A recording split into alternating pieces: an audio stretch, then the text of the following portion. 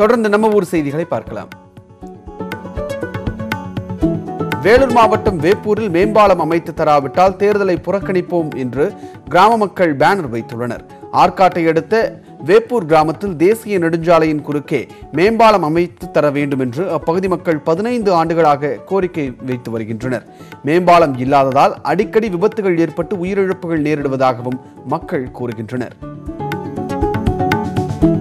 கொடைக்கானலில் பரவலாக மழை பெய்ததால் பொதுமக்களும் விவசாயிகளும் மகிழ்ச்சி அடைந்தனர். திண்டுக்கல் மாவட்டம் கொடைக்கானலில் கடந்த 10 நாட்களாக பகல் நேரங்களில் அதிக வெப்பம் நிலவி வந்தது.